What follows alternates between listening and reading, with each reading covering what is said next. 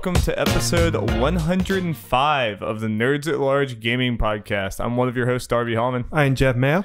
And we are joined by a very special guest who just started her own podcast, which we're very excited about. Jerica Hannah, why don't you say konnichiwa and tell us a little bit about yourself? Okay, konnichiwa.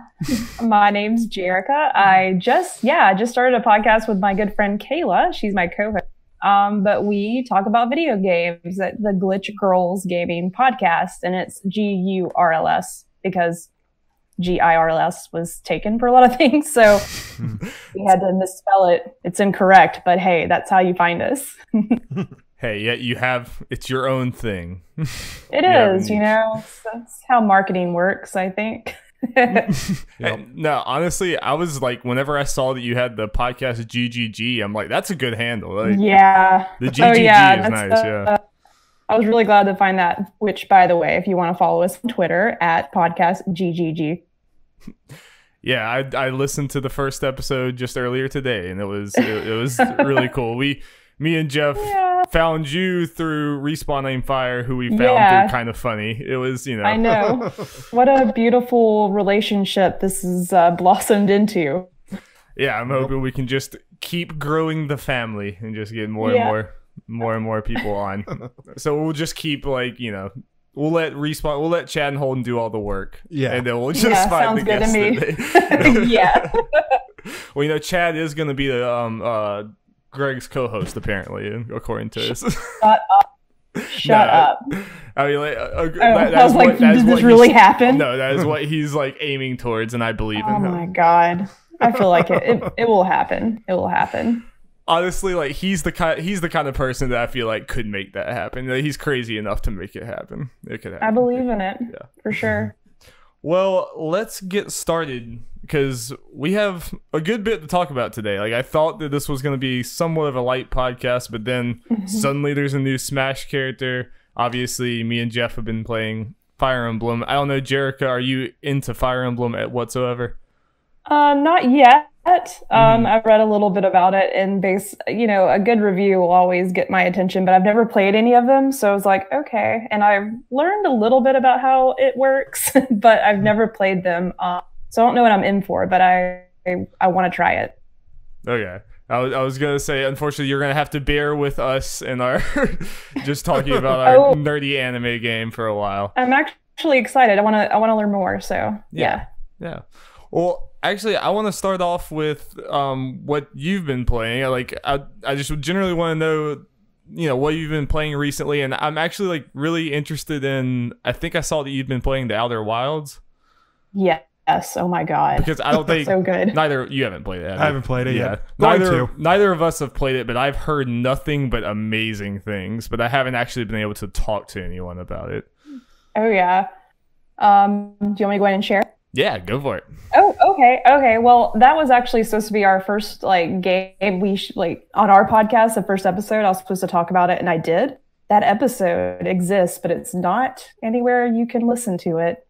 So when we get really popular and famous, you can, you know, probably subscribe to our Patreon and get it for free. I don't know. But actually, I played it about 3 or 4 weeks ago, and I don't play a lot on my PC, so I don't know how I got onto this game. I just was listening to one of my coworkers talk about it, and I really liked space games in general. I'm a huge Mass Effect fan, so any kind of sci-fi game it catches my eye.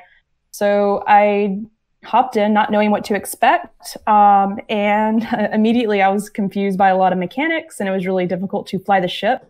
But once I grasped all the puzzles and the fact that each planet is totally curated they're all like handcrafted. So every planet you can visit, which there's like 8 or 9,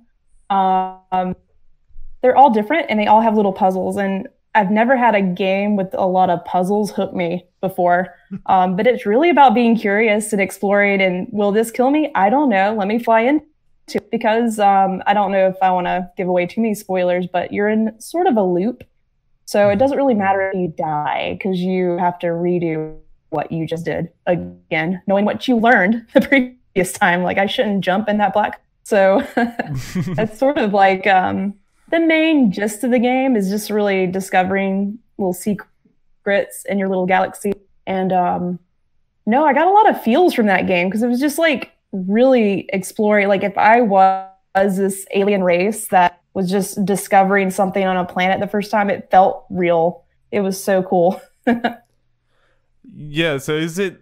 I definitely get the feeling, is the narrative kind of more abstract? Like if I play it, I'm gonna like find things in a completely different order than you?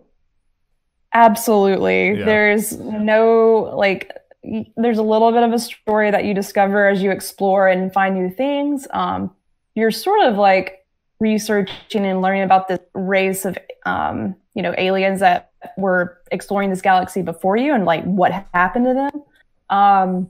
But yeah, you can literally start on any planet and start exploring. Like there's not a wrong or right way to get around. Yeah, that's really cool. Every time I've heard people talk about it, it kind of sounds like a little bit of like what No Man's Sky wanted to be at launch. Yeah. I mean, I know No Man's Sky got obviously a lot better. Apparently, I haven't played it. I'll believe people. I believe, yeah, I believe them. But I've also heard people say that the galaxy itself is like not actually that big. It's like it's very doable. Right? Yeah, that's one major difference, obviously, from No Man's Sky. It's like infinitely, expanding and generating new planets. But this is all it's special because there is like 8 or 9 planets. I can't remember the number. But they're all different, and they're just like, I can't wait to go to that planet and get and like suck through this tornado. There's just one planet that's just full of like tornadoes in the ocean, and like you get sucked up into them. I did that a few times on accident. So it's really cool for sure. It seems like it'd be my type of game. It's so good. Yeah. It's my game of the year so far. Like it just gave me so many emotions, and it was. I sort of get a little bored with like open, like you go explore what you want games, but because there's so many puzzles and like really cool things to explore, that makes it so worth it. Well, that's all. You sound like me too. That it's like it's very rare for a puzzle game to get me. Usually, I just get frustrated. But if it is getting me, there are a few that get me, and usually those are like end up being some of my favorite games. Yeah, it sort of blends to me like what I loved about Portal, because like that's another one of those games that like it seems like it's not really my thing, but once I start playing, I'm like, oh yeah, this is really fun and addicting. Same. Mixed with like Interstellar, just sort of like that kind of level of sci-fi-ness, if that's a word. It's super good. Portal mixed with Interstellar is a pretty good there sell, you go. I have to say. There you go. Those are all the feelings that it gave me. So yeah, I'd say put that in the box. Was there anything else? Is there anything else you've been playing recently? I'm sorry, I kind of steered the conversation into that, but I just really wanted to hear about that game. I'm glad you asked, because I forgot that episode isn't up, so no one really knows my thoughts on it until right now. But yeah, I also picked up The Witcher because I've never played The Witcher. I never played any of them. I'm only in the beginning, so like I just haven't had time to play more. I hope hopefully tomorrow I can pick it back up. The Witcher 3 or The Witcher? Yes. Oh, okay. Oh yeah, let me clarify the third one. Oh, I've only played the third one too. I was just making sure, because the Witcher is a bit hard to go back to. Yeah, I know. I couldn't imagine. So yeah, I just picked up the newest one. It was on sale, so I decided to dive in. How are you liking it so far? I like it. I played it before. I don't think I was in the mood for that type of game. But now that I don't know, I just had an itch, and I was like, this is on sale. I'm gonna get it, and I'm having a great time so far. I killed the Griffin. That's nice. As far as I've gotten, so not far. Yeah. That game that's just kind of the game that just keeps on giving, and it's honestly, it's one of my favorite games of all time, probably like my top 5 favorite games of all time. But I had to like set it down for literally like 5 months at a time, because it's just so much. Like I would say, like, don't feel bad about setting it aside. I think it literally took me like 2 years to beat it, because I would set it down for a while. Yeah, and if you're like me, I also got it on sale. It was last year at this point, so I haven't picked it up yet. Probably got it with all the DLC, so that adds, I don't know how many hours. A lot. Yeah. I'll probably never touch the DLC, but I'm gonna try. Honestly, it was fine for me, like that kind of experience, because like every few months I'd be in between games, and you'd be like, you know what? It's time for The Witcher. Yeah. And heck, I never finished Blood and Wine. I still have more to play. So, The Witcher never ends. That should be the name of the game. Yeah. When you get Cyberpunk next year. Oh God. Me and Jeff have been talking over and over again how 2020 just looks absurd right now. I just need to take a year off. I wish I could afford to take a year off. Yeah. You would have to, because I'm gonna be just like scrambling to get as much as I can done before Cyberpunk, because then it's gonna be like, well, and there goes another 2 years of your life. Yep. That's everything. Yeah, like right now, Fire Emblem is going down really smooth. Kind of like it's 80 hours, but it's like I'm good. There's no, this is a good time for it. It's the summer. That's gonna be like Final Fantasy VII Remake, Last of Us, Cyberpunk, Ori. It's just never freaking ends. Yep. Well, do you have anything else, or will you might move into Fire Emblem, which I apologize again for? No. Go ahead. Well, Jeffrey, how much Fire Emblem have you been able to play? It's very disappointing. Yeah. I've only gotten like 12 hours in, man. I mean, that's honestly probably about how many I have, too. It's probably not that much. I had it planned out. I had Saturday off. I was like, I'm going to play all day. Didn't work out that way. I didn't start playing until like 9 p.m. The best intentions, man. Yep. But, yeah, so I think, honestly, we're both probably about... I was going to say that I was like 10 to 12 hours or something. I mean, granted, I think you are going to finish this game far faster than I am, because I am just slow. I just take these games super slow. But like both me and Jeff are pretty big Fire Emblem fans. We both started playing with Radiant Dawn for GameCube. We played on the Wii. The Wii. Yeah. I thought it was also on GameCube. The Radiant Dawn's a sequel to Path of Radiance, which is the GameCube game. Well, my bad. Yeah, we played it on the Wii, yeah. And we've pretty much been playing them all since then, and it's gone in different directions, but this is the first like console Fire Emblem game since then. And it's doing a lot of things different. Like there's the battle system has been changed a decent amount, but the biggest thing is the social stuff, the out of combat. Like it's a strategy game, like grid based, like almost like a chessboard, like your army versus this army. But outside of combat, you have so many different options to like talk to your different like soldiers in your squad and get to know like all these other characters, do all these other like activities. So it's honestly, it's like Persona, where it's part strategy game and part almost like visual novel, but that's not really, you know what I mean? Yeah. It's hard to exactly describe it. Yeah. So Jeff, how are you liking? Loving this it. One? Yeah. Yeah, I am also. I think it has. I'm absolutely loving it too. It has plenty that is amazing, and I do think it's like probably shaping up to be the best Fire Emblem game. I do also think it has a lot of the same pitfalls that Fire Emblem games have always had, but we can get into that more. Like I'll definitely get into that more. But first off, just from the gameplay, the battles, and just how you can level up your characters in just whatever way you want to. You have complete freedom, almost too much freedom probably for new people. Stressing. Yeah, like it's a nerdy ass game. We've spent like 40 minutes staring at. Okay, what are we going to do with these numbers? We're going to level up with the spear and the axe and yeah. Yeah. So how have you been liking that whole system? And been loving it. Yeah, like you said, I like the freedom. I like how in past Fire Emblem games, characters pretty much had set classes for the most part. Yeah. While you kind of have that here, you get more free reign as far as anyone can use any weapon, and you can freely, once you unlock the classes for them, switch classes. Yeah.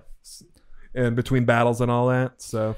And one like small thing that I like is it used to be that if you swapped classes too early, you were like missing out on levels for the previous one. But in this one, like the levels just stay the same. So you like you're incentivized to, as soon as you can switch classes, it's like go for it.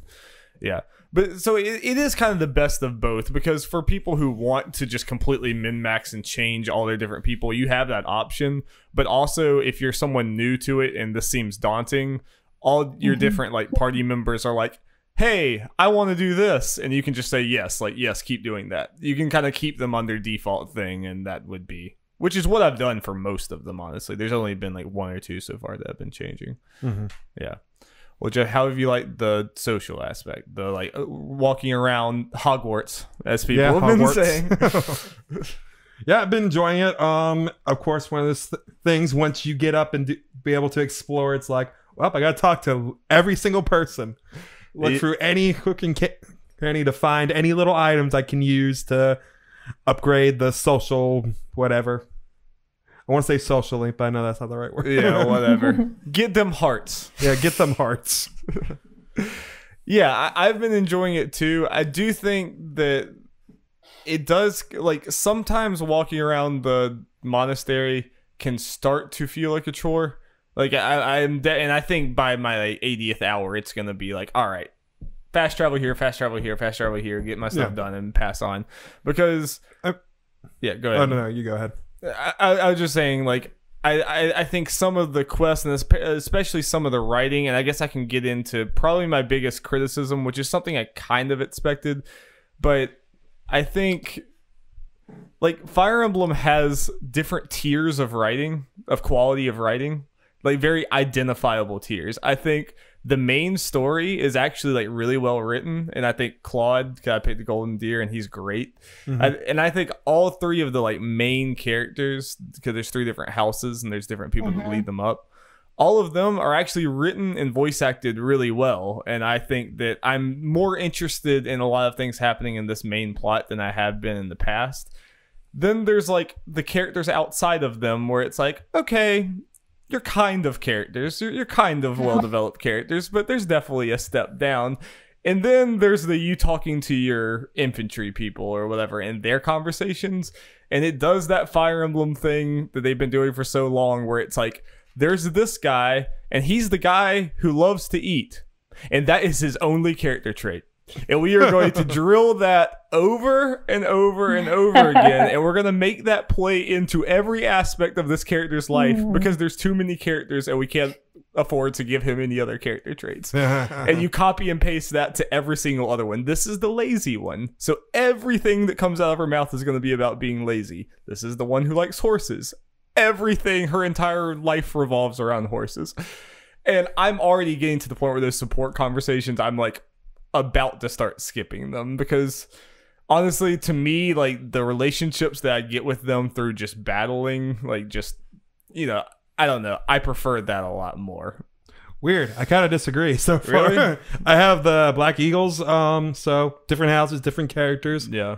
I mean, I'm not saying they're like the most well-developed characters, but, and it's still kind of that thing of, yeah, they kind of just have a trope stuck to them, like, one of the girls in my house is the kind of shut-in. Yeah, I've seen and a couple other things like that. But you can kind of see through the support conversations, especially after you see a good bit of them. And I'm sure it'll be that way more once you go through the higher tiers of them.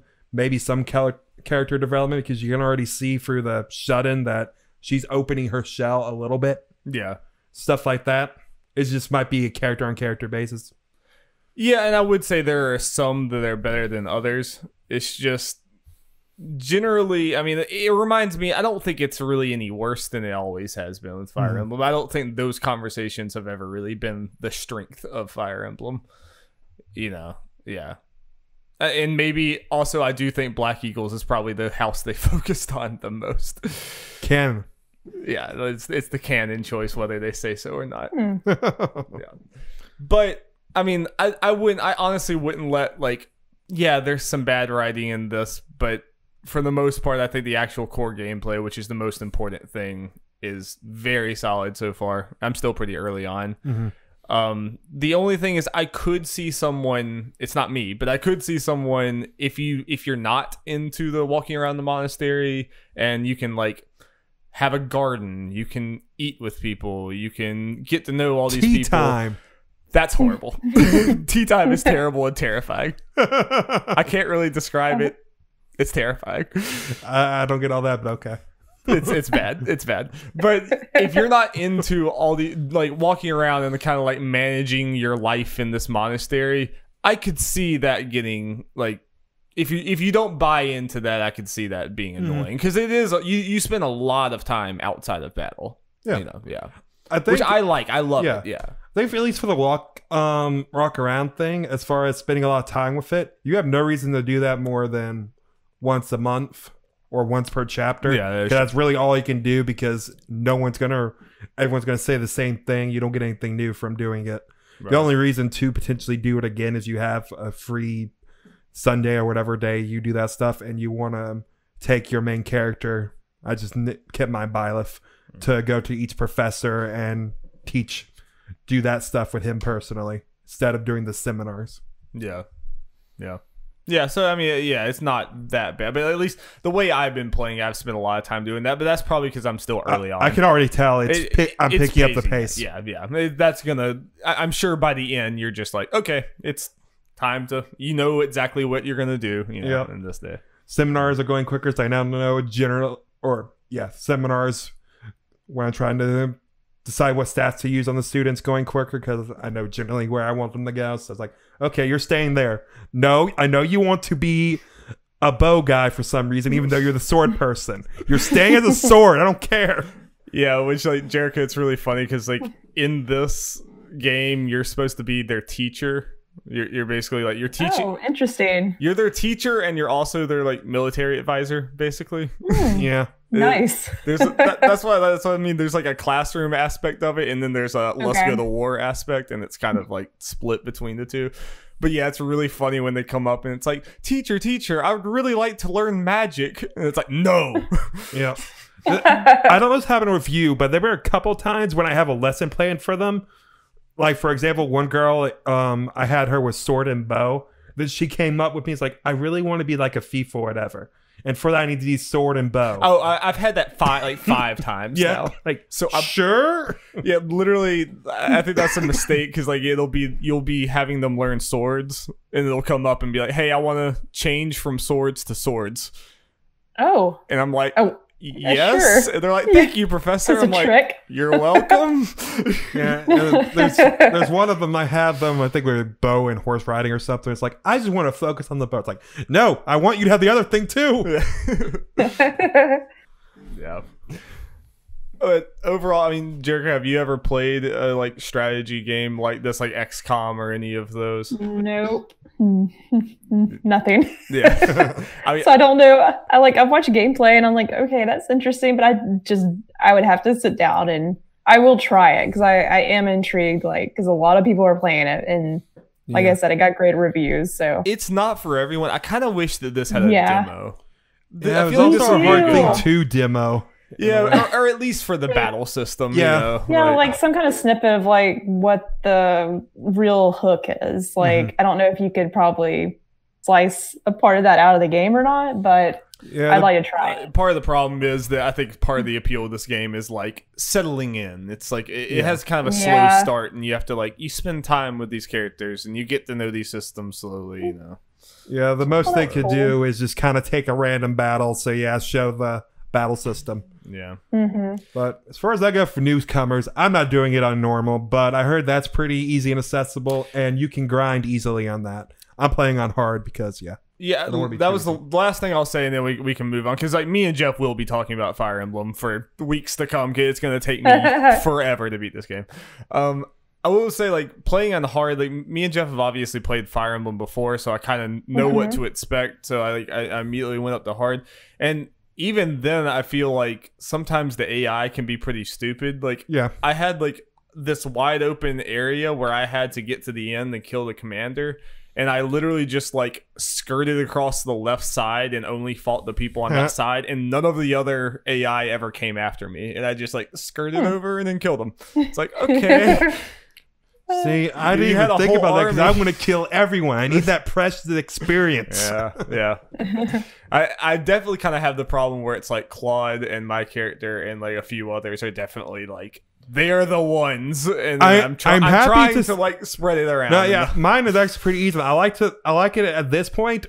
All of them are the ones right now. Like all of them are useful. I'm like, yes. There's definitely like it's hard enough to where like. It's almost like solving a puzzle. It's like I have to use this guy at long range so that he can weaken him so that this person with a sword can kill him without taking damage.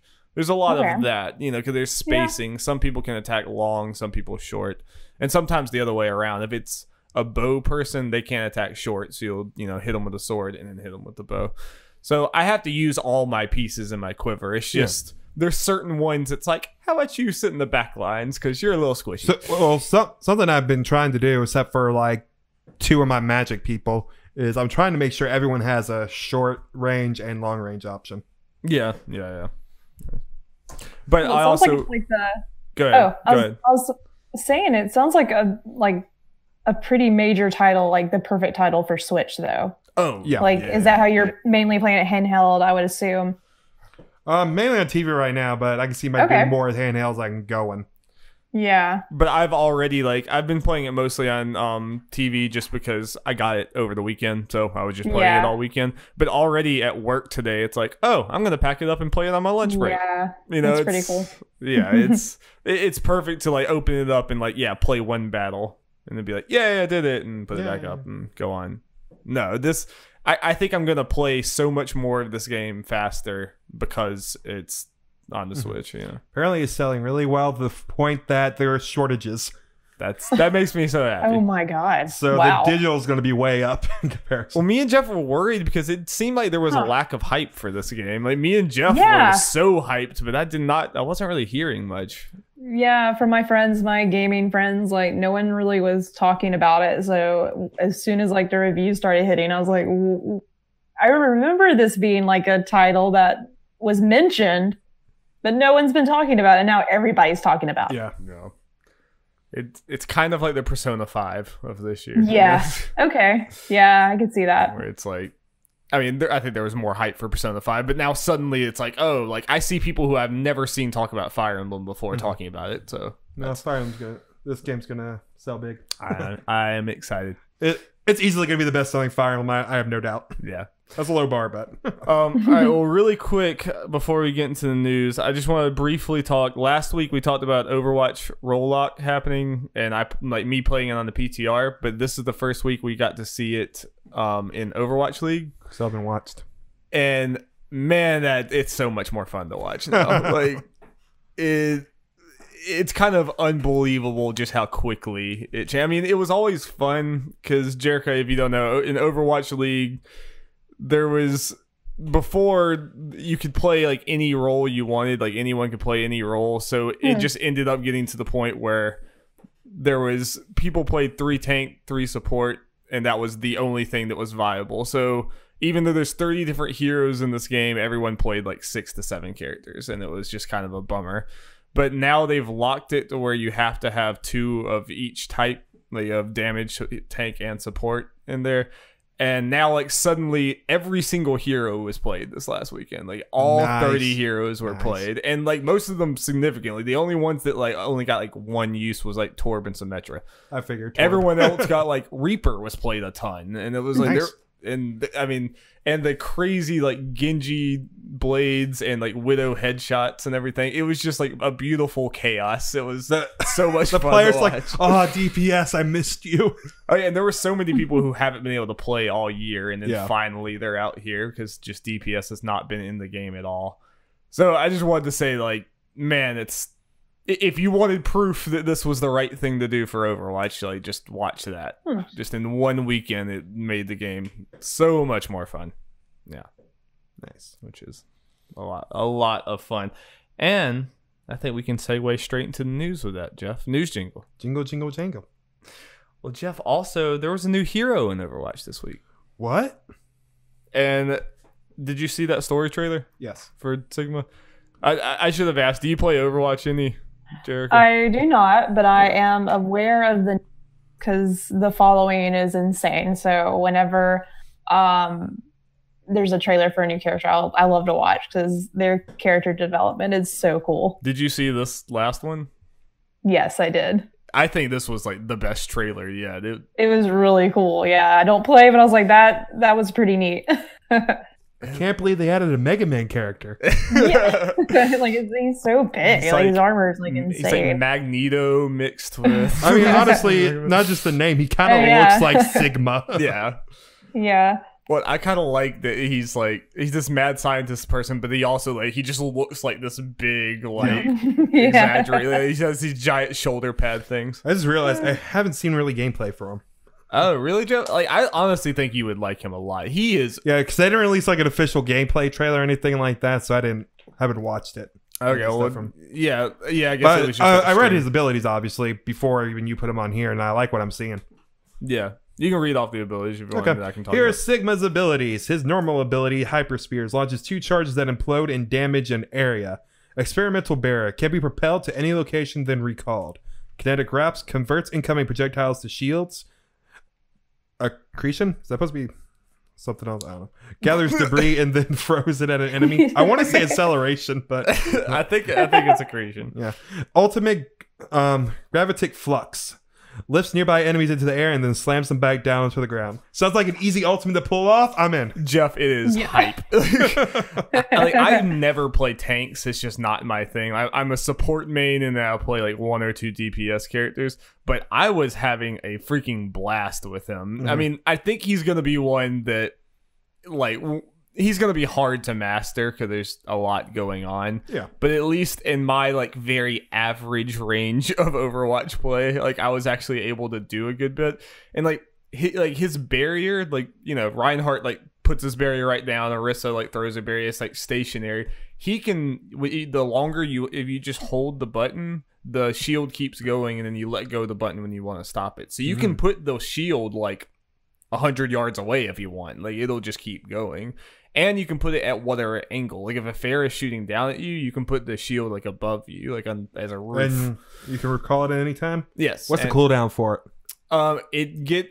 It gets whenever you recall it, it starts regenerating, but if it breaks, then there's a cooldown. But as long as it doesn't break, you can keep putting it out. Okay, that's cool. Yeah. And but if you put it out there and it's almost broken, you recall it and put it right back out, it's still going to be almost broken. Oh, no, I understand that. Yeah. But still, that's cool. No, it's super cool. It's kind of different. I thought it was going to be a cooldown too, but it's so awesome being able to the team is in front of you, you put the shield there, and with other characters they'll just go around the shield or they'll have to do that. With Sigma, you put the shield there, they move, you just take the shield back and put it over there. It's a constantly, you have to be aware and put your shield in the right spot, but it makes it a lot more open. And I forgot which one of these it is, but he has this gigantic rock that he just pulls out of the ground and throws at people, and it's so damn satisfying. I like throwing rocks when you just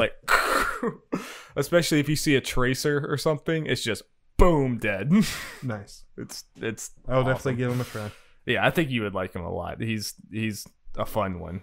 He's probably my he's the new hero that I've taken to the I think he's the coolest new hero so far. Maybe aside from Sombra or something, but. There's big words. A third of the heroes are new. I know, yeah. I mean, it's too early to tell, but he is. Sounds like one I'll get a lot of use out of. I'm enjoying him quite a bit. Alrighty. Well, Jeff. Well, Darby. We got more new characters coming to games that we love. I do like new characters. Yep. This morning, we got a little presentation from Mr. Sakurai about the Dragon Quest hero. Finally coming out today. Actually, they probably unlocked him right now, but he'll actually be out tomorrow.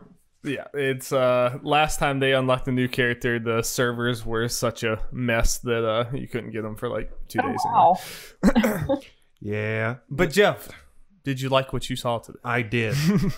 People are freaking out on the internet about all the RNG. Yeah, there's a lot of RNG going on. Yeah. So some of this RNG is he can randomly get a critical hit on smash attacks. That was fun. Yeah. His specials, normal special is the frizz line of spells, which is the fire ones. The side special is zap, which is the lightning. Up special is whoosh, which is the wind one, kind of similar to Robin's, but can be powered up. Yeah, all these can be powered up to 3 different levels. That was kind of the coolest thing to me is that not only these would be cool on their own, but every single one of his directional specials can be charged and like can have like different versions and take different amount of MP cost. Yeah, which is going to be scary when you're getting knocked off the edge. Yeah, and it's like, do I have the MP? Oh no! So does that just gain over time? The MP? Yes, it's you gain it. It slowly recovers over time, or you regain someone you hit. Okay, so when it's out, can you not do anything? You can't do any specials until it regains. Yeah. But some of these I think have decently low cost, so it just kind of depends. And then the down special is the command menu, which pulls up a list of 4 random spells, and there are a total of 30 spells. Good God. That's crazy. Though I think that's kind of like 9 of them as the Frizz, Zap, and Whoosh lines. Okay. So like 21 but still command menu, and I think I have a picture of all. I'm not going to read them all, but just give some examples. Nope, we're going to sit down and read every single one. The exact damage, the exact MP. Strap in. Now some of them can be crazy, as simple as powering up moves, whether it be just over time. The Psych Up one's pretty cool because once you do it, you keep it until you actually get the hit. It gives you 1 hit. Powered up hit. Interesting. And it stays with you to them. Yeah, that's annoying. Bounce, I really like because it reflects projectiles and it just stays with you. There's a time limit, not just a one thing. And then a bunch of random slashes. You got heal. That's someone people are going to be cycling through to try to get. I feel like this character just has too much that he's going to be broken. I just feel like there's so much going on. Let's see. Kamikaze, that he kind of self-destructs. Yeah, did they say how that hurts you, or does it not? You lose a stock instantly. Oh, okay. So he just dies. Yeah, you got Flack, which is these names. Yep, has a chance to instantly KO, but it's a very low percentage. Yeah. So that may sound crazy, but you got to think. You got to pull up the menu, it be on there. Yeah. You actually hit it, and then have the chance of, actually getting the percentage of it actually. I mean, a 9 is basically, for Mr. Game Watch, is almost an instant KO. Yeah. But this is even more because you got to have it on the actual menu and get to it. So, and then a bunch of stuff like Zoom, which is it instantly gets you back on stage, and a bunch of random stuff like that.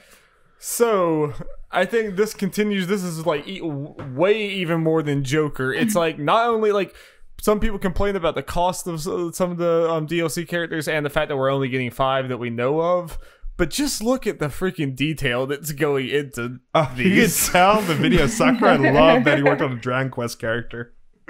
Well, and it's kind of cool to see, like, Sakurai's kind of getting to the point where he's like, all right, screw it, I'm going to kind of play with the rules of the game, and I'm just going to like... I thought of it earlier, I thought it was fun. It's like, okay, Sakurai-san, what spell should we use? Oh, we got to put Frizz, Zap, and Whoosh, and I got the example for that. What other spells should we do? All of them. Excuse me? All of them. Okay. Yeah, and like I said before the podcast, this kind of puts what Final Fantasy and Cloud got to shame at this point. Like they're just putting Sakurai is a madman just with how much energy he puts into Smash. Jerica, do you play Smash at all? I should have asked that before. Well, I played when it first came out, but I haven't played at all like since it came out for a little bit. So yeah, I fell off. Yeah. But I do want to see this character in action based on what you've just said. It sounds crazy. It's crazy, yeah. Yeah, and it's even crazier the details as far as the costumes go. Like having Munchie the little rat in the Dragon Quest VIII's protagonist's pocket, and the fact they each have different voice actors, and he actually went through and named who all the voice actors are for each of them, and 3 out of 4 of them have been a Link. That have been Link. Yeah, that's funny stuff like that. Yeah, I thought about for non-Dragon Quest fans that had to have been really funny when he's like, and Munchie's here, and it zooms in on this rat in his pocket, and then they just keep going like that's normal, like nothing happened. Then people are like, yes, Munchie. Oh my god, I'm gonna watch this afterwards because I miss this. That's insane. It's great. I'll just go over the other stuff real quick. His stage is Yggdrasil's Altar, which is from Dragon Quest XI. Has treasure chests that can come up. Yeah. And you get an item then, or it is a random chance of being a mimic. Which, if you play Dragon Quest, you know those things are a bitch to kill.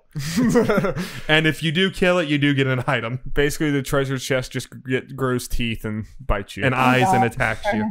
And the way the stage is set up, it flies through the Dragon Quest XI world and the platforms change throughout. So freaking cool. Oh yeah, it'd be like if the Breath of the Wild stage like went through the world of Breath of the Wild. Like it's awesome. It looks like you're just like traveling over the 11 map. I saw that. It's like yes, other than maybe the treasure chest stuff, like you guys are all in for this. You guys will be okay with the stage. Oh yeah.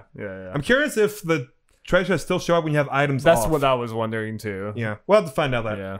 I'm okay either way, but they actually have 8 songs for Dragon Quest, though it's only the battle theme and the overworld theme for each of the 4. Are they orchestrated? It sounds like some are, some aren't. Please let 8 be orchestrated, because if so, I'll just select those 2 as mine, and that's it. And if we play at Jeff's house, those are the only 2 songs from we're hearing.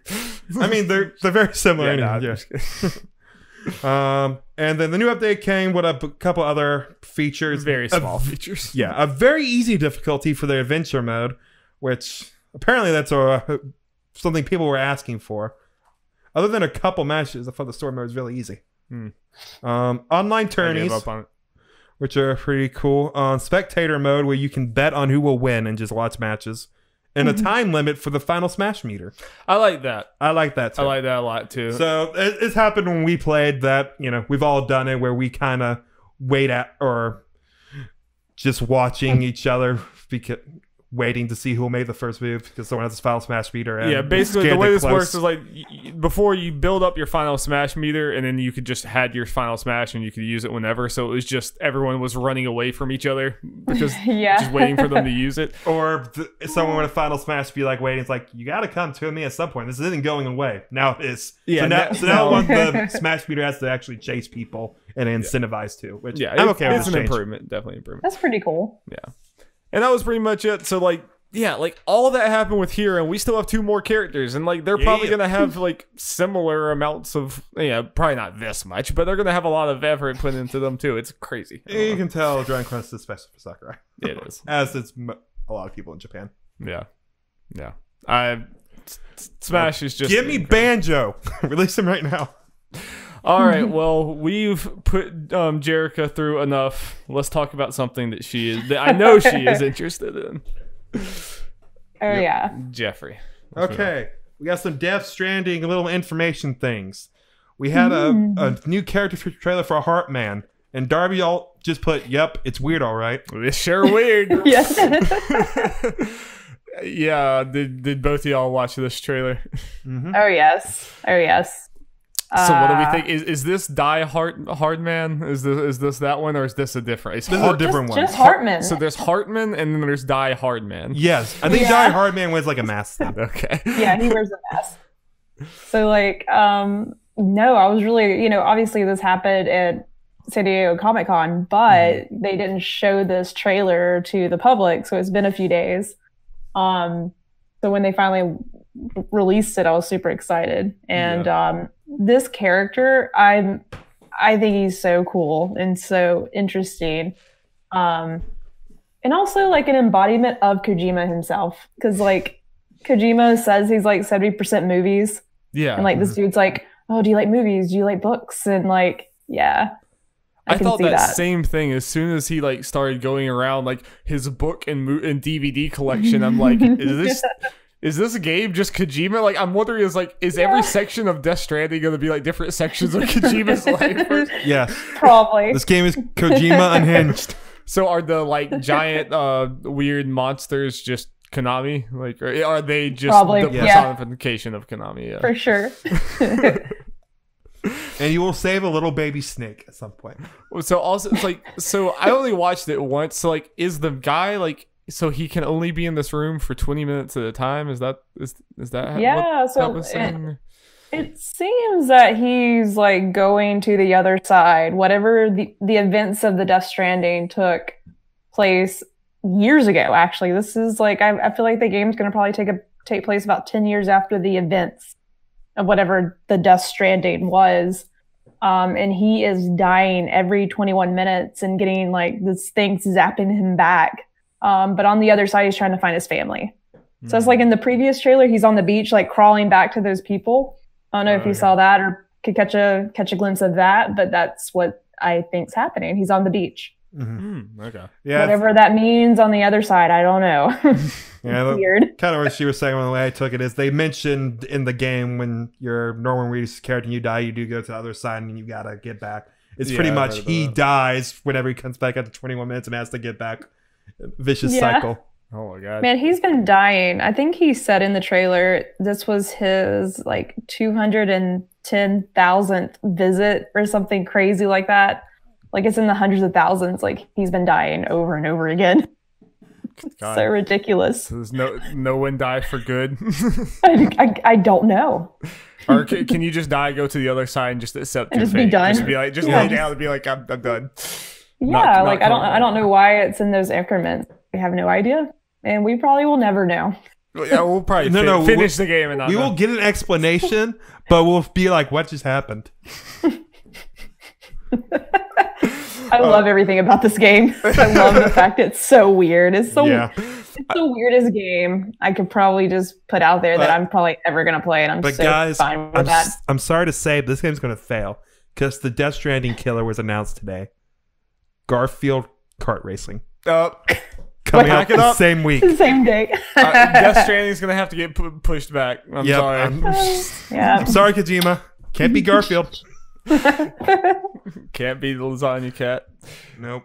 Yeah, so have you? I'm interested. Have you played the Metal Gear games, or is it just Death Stranding that has? No, I played some of the Metal Gear games. Like I was a little younger when they were like, the first and second one came out. Then I played Snake Eater. Was my very first game. Nice. That was really good. I'm surprised as probably a teenager. I played that and really liked the story. It was weird. I liked it. Well, now we're gonna see Kojima unhinged. Just God, unchained. I can't wait. I'm almost more curious just to see what people think about this game and just to see, just for this game to be out in the world. This game's probably either going to be the biggest disappointment of the year or Game of the Year contender. I think it's going to be both. Two different people. Yeah, absolutely. Like I honestly think this is going to be one of the most divisive games in recent memory. I think there's going to be people who hate it and people who think it's their favorite game of all time. I think there's going to be a decent amount of people in both camps. Yeah, I can't wait for the average, Joe Schmo, whoever, that's like, oh, there's a new game out. It's a PlayStation game. I haven't had a PlayStation game in a while, and they buy it and they're like, yeah, the guy from Walking Dead's in it.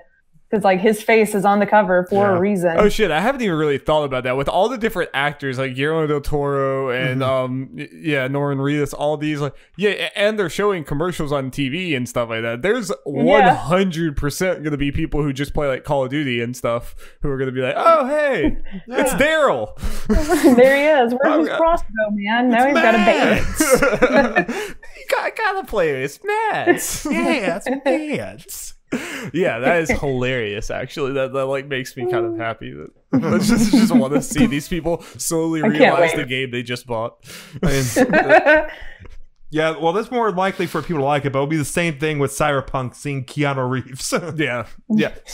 Speaking of Keanu Reeves, let's see. This comes from Eddie McCook from GameSpot. One of the main celebrity characters in Hideo Kojima's upcoming PlayStation 4 game Death Stranding is played by Hannibal and Casino Royale actor Mads Mikkelsen. As it turns out, the actor wasn't the first big name pitched for the role, it seems. During a San Diego Comic-Con panel this weekend, Kojima and the movie director Nicholas Winding Refn, a friend of Kojima. Refn. See, I heard it finally because I was doing the same thing. Oh, okay, I was about to say we need her on every podcast so we could stop messing up names. I don't know about that. I just know Death Stranding names. I'm your girl, but everybody else's I just butcher. So I had to look that one up. We butcher everything. Okay, yeah. Friend of Kojima's, who also has a part in Death Stranding, shared new insight on the much anticipated and very mysterious game. Among other revelations, Kojima said the Matrix actor Keanu Reeves' name came up in discussions for Death Stranding. Quote, I originally was recommended Keanu Reeves, but I wanted Mads. End quote, Kojima said, according to a report from Twitter user Kalai_chick, who was in attendance. It's just so funny to me that it kind of just seems like all at once Keanu Reeves is just the guy. Yeah, it's interesting. It's so for me, I just wouldn't have seen it. So when he came on stage at E3, I was like, what? Okay. Yeah. Well, and I feel like Keanu Reeves was cool, but I feel like Keanu Reeves didn't have a whole lot going on, or at least not like he was not like the big popular star for a long section of time, and then it just seems like all of a sudden, independently, like Cyberpunk went after him. Apparently, Kojima almost went after him. Like even before, I feel like all that happened before his resurgence, and then like Cyberpunk, I almost feel like they just got lucky that John Wick happened to come out like right before Cyberpunk, because now like Keanu Reeves is like the shit. Though I'm honestly like, I think just from the trailers I've seen, like Mads is perfect for this game. I think it works out because based on what we're seeing, so like Mads fits better with Death Stranding, and Keanu will fit better for Cyberpunk for what the roles they have. So win-win. I agree. Yeah, like Mads is definitely the more like serious like dude or whatever, and Keanu Reeves just fits Johnny Silverhand Cyberpunk dude. Like, it's perfect. It's perfect. And plus, like Kojima, like I love following his bromances that he has with like his dudes. And like Mads Mikkelsen, like he just loves him so much. And like when he brings these actors like or invites them to Japan, like he takes them on these like almost like their dates. Like I really want to go. I want to hang out with sushi and like buying them things and like taking pictures. And I'm just like, wow, you're living the life, It's adorable. It's really cute. Adorable. Like I'm obsessed. So I cannot wait to see like a documentary, because they're probably working on one, like with everything that went into making this game, and I'm super invested. Yeah. Did you guys know at every picture of Kojima with one of his bromances, if you look in the corner, you see Jeff Keighley crying? Yeah. Every day he strays further away from home. But I agree in the documentary, because I just really want to know the behind the scenes of how this man was able to trick Sony into giving him millions of dollars to make his art project. Like he completely like hoodwinked everyone. Like I want to know how this happened. Now, I mean, it's one of those things like we were just saying as far as how polarizing Death Stranding is. If it ends up being more positive, be like, Sony knows what they're doing. If not, it's like, Sony, what are you thinking? Well, apparently there was like some kind of convention going on, and Troy Baker was there, and they asked him about like The Last of Us and Death Stranding. But what he had to say about Death Stranding was that Kojima is making a statement with this game, and he sort of talked about this in the panel. Like he's not making just another game to sell copies. Like he's here to just make a piece of art, and I don't know how that's gonna carry over to the mass gamer population, but it's definitely going to be something that we look back on and be like, that was cool. And Sean Lane leans up and says, "What did he say?" Yeah, what? What about not caring about sales? What about not making money? Yeah. Like, huh? We need another Spider-Man. Come on, Sony. No, it's fine. Well, speaking of weird games that we don't completely understand yet, but we're excited for nonetheless. Control. There was a new Control trailer. We don't have to talk about this too long, but I did think this was kind of a cool trailer. I will say the faces maybe didn't look the best. Maybe not the best faces in this trailer, but okay. But that's a minor thing. But I think it's like this game in general. Like I think Remedy can be a really good studio. I think they've just like haven't been, I don't know, like Quantum Break seems like it was a game that had a lot of good ideas but didn't get all the way there. But this, like them having PlayStation behind them, it's kind of a smaller, I think, scope game, but I don't know. They don't really have PlayStation behind them. I thought they did. They just have the marketing rights. Oh, okay. Like it's coming to Xbox stuff too. Either way, whatever. The game looks cool. I'm interested in it. And I thought this was a cool trailer. Indeed. Yeah. Comes out in a month. Yeah. I know, that's crazy. Yeah. It's one of my picks. So me and my friends have like this video game fantasy football-esque thing. And that's one of my picks. So nice. I need some points because my picks haven't been giving me much. What you got so far? Wait, what have been your picks so far?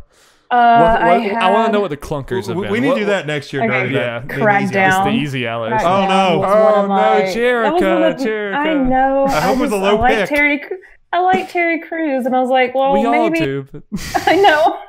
I know. So that gave me negative points. What else have I picked this year? I had Ori and the Will of the Wisp. Obviously picked. No, that's a miss, yeah.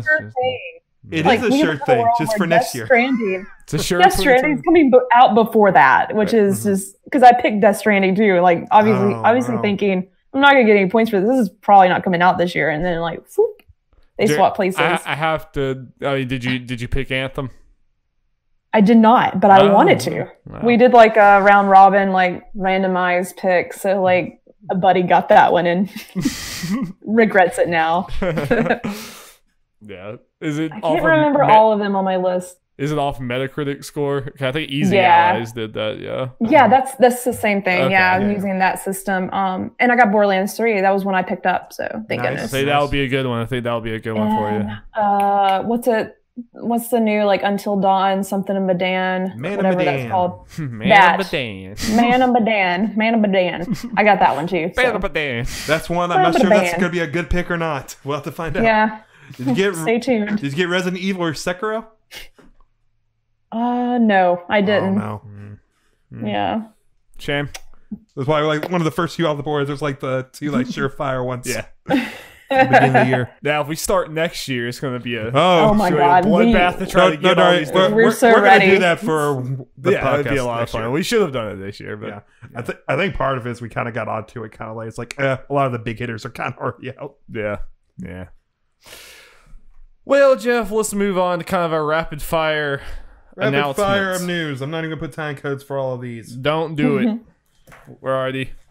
Surprise! Doom 2, and Doom 3 are now available on Nintendo Switch, PlayStation 4, Xbox One, and mobile devices. That did just kind of come out of nowhere. It was just like, boom, all those games. Yeah. I think it leaked before the QuakeCon announcement, just on Switch. So everyone's like, what? Doom Slayer and Smash! And then it coming out to everything, it's like, oh, not necessarily. Anyone here have plans to pick up the old Dooms? If I'm going to play a Doom, I'm going to play Doom 2016, which I haven't played. I agree. Yeah, I'm not interested right now. But I understand it's a big thing. Yeah, it's cool to have it. I'm glad it's there. It's neat. Yeah. Hey, I'm all for old games being on current platforms. For sure. Outer Wilds is coming to Switch. That was kind of a crazy. Oh, Outer Worlds, yeah. Yes. I wish it was Outer Wilds because that'd be amazing, but Outer Worlds, not to be confused with the Wilds. Everyone's making this mistake. Oh, we made the mistake on the dock. It's true. It says Outer Wilds twice on our dock. I was tired, okay? It's okay? No, that's an easy one. I just want to make sure because like when I saw that, I was like, I think I saw Outer Worlds, which is pretty cool because that's like it's like a major title that's coming to Switch like at the same time, right? I think it's going to be a little late, but the date on the Nintendo site does still say 2019. So it's not it can't be too long after. Yeah. Because doesn't it come out in like November or December or something? Yeah, November. So it only has like a 2-month period if it hits 2019 to do it. Gotcha. But it's one of those things of unless you really want it portable, it's better off getting it on anything else. Yeah. Those like open world like RPG, even though even though I know this is not completely open world, but like games like this that seem like they might be more like graphics intensive. It's like I'm just never gonna play them. Like I'm never gonna want to play these on the Switch. Like Witcher 3, I would like no one should get that for the Switch. I mean, if they want to, sure, but like God, it's gonna run like a potato quality, and I'd worry that this is gonna be that same way. Yeah, but it's still cool for people to want it. But I also have it on. I'm gonna get it on Game Pass for PC, so. Yeah. That's where I'm going to be playing it. Same. Concrete Genie finally has a release date. It's coming October 9th, and it looked pretty. It does look pretty. Does like a pretty game that I doubt anyone's going to buy, sadly. But probably not. It does look but it's really $30. Yeah, it's not bad. Yeah. And Cool Greg's going to review it. So that's all that matters. I can't wait. Yeah. The Cool Greg effect. Yep. Okay. Let's talk about something we're kind of late on, but, we are in most things. Better late than never. Yep. This comes from Chaim Gartenberg from The Verge. Joy-Con drift is an issue that Switch owners have been encountering over the last few months that causes the analog stick on the controller to randomly move around and input commands to the console, even when they're not being physically moved. There are two potential causes for drift. Some users blame the issue on either dust or debris making their way into the controller underneath a rubber cap that's designed to keep the interior clean. Others have completely disassembled the controller and found worn down contacts, which might be causing the issue due to repetitive use. It's also possible that neither of these theories is correct, or that it's a combination of factors that causes stick drift over time. Without Nintendo clarifying the situation, it's tough to tell exactly what's wrong. Vice News reports that Nintendo has directed its customer support team to fix Joy-Cons for free and issue refunds for previous repairs, even if you're no longer under warranty. Nintendo hasn't officially confirmed that, but we don't really doubt the report. Note, prior to this, people have reported a cost of $40 to repair an out-of-warranty Joy-Con. IGN polls show that 9,774 out of 26,000 had experienced Joy-Con drift, around 48%. That's a high... It is. That percentage is definitely off. Yeah, it definitely is. I Well, yeah. don't know where that was. Now that I look at the math. It certainly was. But it's still, it's still a pretty high percentage of people. Yeah, that's definitely. And the fact they were charging to like fix them, I had no idea. It's like, oh my god, that's just not like Nintendo. It's so weird. Yeah. Yeah, so I'm assuming none of us have experienced Joy-Con drift. Mm-mm. Yeah, Nope. I haven't seen. That should be a game, though. It Joy- just sounds like some kind of racing game. And you're riding on Joy-Cons. I don't know. I have seen like people do the meme where it's like me, nothing, my Joy-Con, and it's the Mario Kart drifting. All the Mario Kart characters drifting. Wait, I get it. I got it now. This is Nintendo hinting at Wave Race. It's clear. It's all a marketing It's ploy. all right there. We cracked the code. But this sucks. I mean, if Nintendo is going to fix them for free, that is the right thing to do. Mm-hmm. But it doesn't really change the fact that if like that many of the things that they're making have this very serious like repeated problem, that's not good. It's not good. Certainly not good. But and I have seen like a lot in like almost every gaming outlet I've listened to, like there's at least one person, if they have a big enough crew, there's like one person that's like, yeah, I definitely had this. And like I've seen people like playing Mario Maker and they're like moving it to the right and then they stop moving it and it just starts going left. It's like, oh, that's not good. That's certainly not good. And I don't know, it definitely like I don't know. It doesn't, it's not a good look for Nintendo. Yeah. It's not a whole lot to say about it. It's just that it's not the best look. No. But as long as they're fixing them for free, because people did say that like, hey, I'm having this problem. Nintendo's like, okay, well you can repair your Joy-Con for $40. It's like, all right, well screw you. I guess I'll just get new Joy-Cons or something. That's what it just doesn't seem like Nintendo. It's like I'm so glad I didn't have that. I've been so mad. Like I had no idea they were charging to repair them, even out of warranty, because that like I just buy a new set. Yeah. At that point, I'm sure that's what people did. Yeah. That is obnoxious. But apparently they seem to be fixing them for free. Yay. That's the good thing to do. Yep. Do the right thing. Wow. Time for some sales time. Sales time. Brr, brr, brr, brr. We got some quarterly reports. I'm assuming more are coming, but we got some PlayStation Nintendo ones out of nowhere. A big one right here. Yeah. The PlayStation 4 has now crossed 100 million units sold. Though overall, Sony's, or mainly PlayStation's, quarter one is down from last year. Which makes sense because we're at the end of a console generation. It's that part's not really news. But like we knew this was happening at some point, but it finally did. Like that puts the PS4 into like very esteemed territory as far as consoles, and it has to have reached 100 like far faster than any console has ever reached 100, right? I would have to imagine. Not sure. Because like I mean the PS2 and stuff was other ones, but like and a few other ones, but I don't know. But either way, 100 million is a crazy amount of consoles. Yeah. That's why Kojima can do what he wants. Because 100 million people are going to play Death Stranding. Exactly. Yep. We're all playing it right now. We've been playing it this entire time. Yeah. This is Death Stranding. Congrats to Sony. Like, do you guys think that Sony will ever have, like, do you think the PlayStation 5 is going to be as successful as the PlayStation 4 in the same amount of time? Or do you think PlayStation 4 is going to be a special point in history? Probably not. I don't think, especially since it sounds like the games are going to be backwards compatible. I definitely think it's going to be sort of like that jump that you would see users going from PlayStation to the Pro versus just to get that upgrade. But yeah, I think this is something special. I would never have, like, when, the last generation, I would never have thought that PlayStation would be back on top to this extent.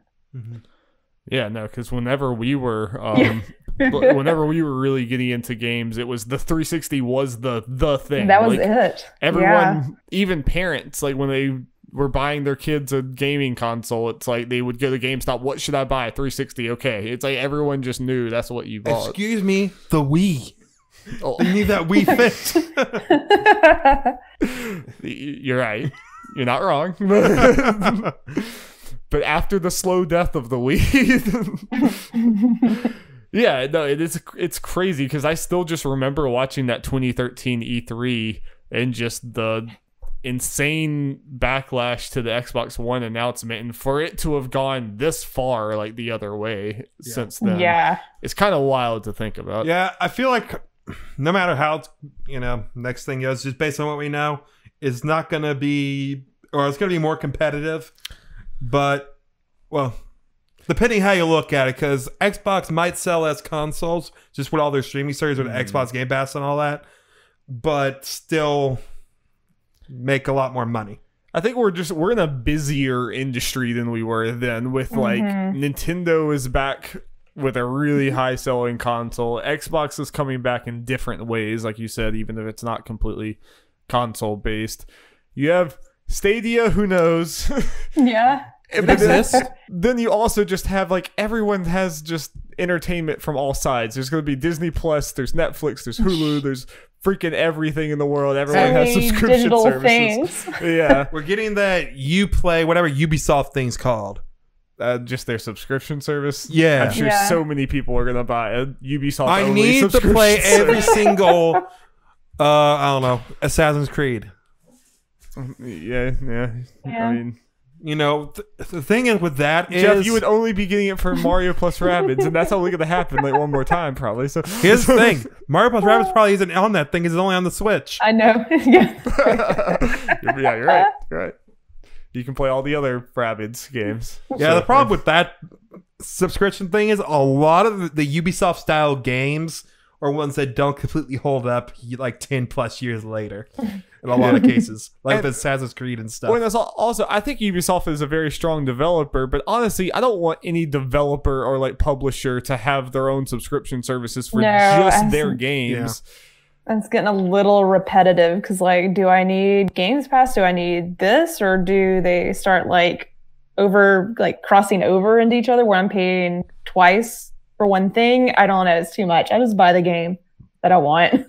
I mean, that's what I'm gonna do. I have certainly done that at times where it's like the subscription service, all this is too daunting. I'm like, shut up, just let me buy it.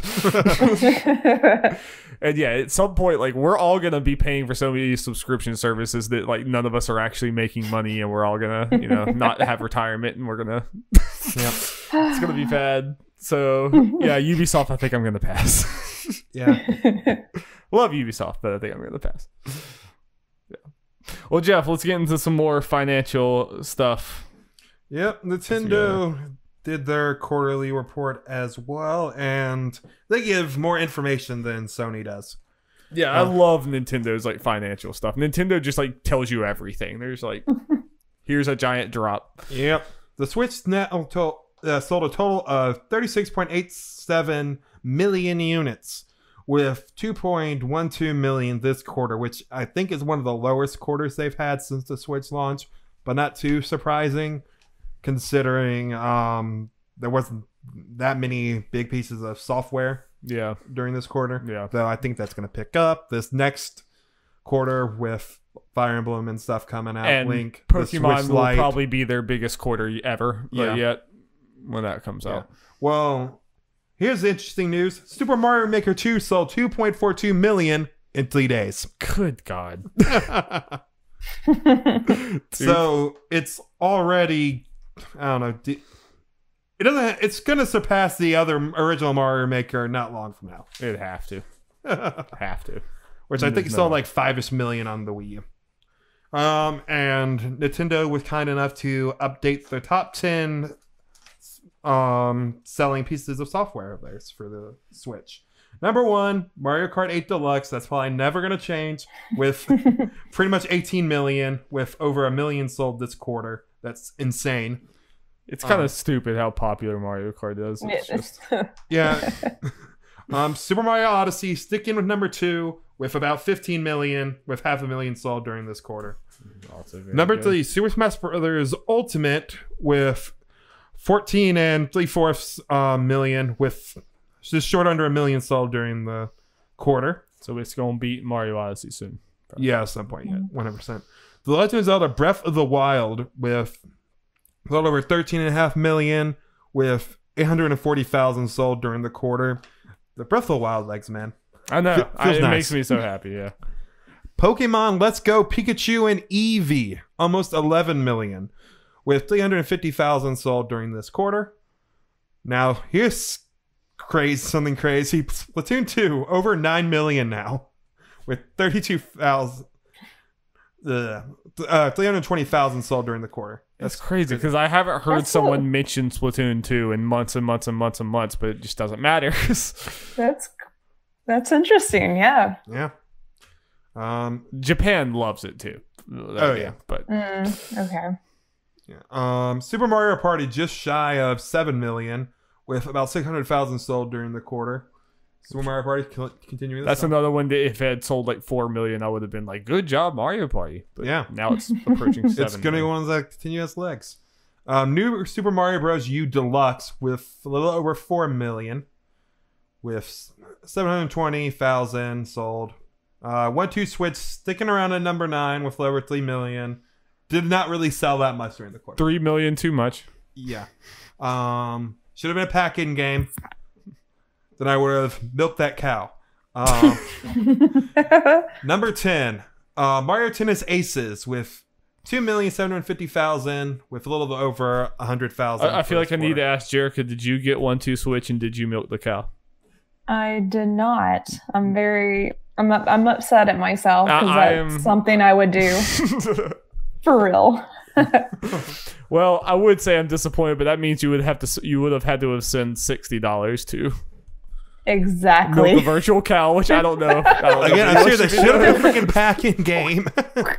Then no one would have had a problem with it. But it sold over 3 million. So I guess Nintendo's smarter than me. So 3 yeah, million Nintendo's people milk the cow. It's true. Mm-hmm. That's the only game I want to Switch. That and the sandwich eating one. But that's it.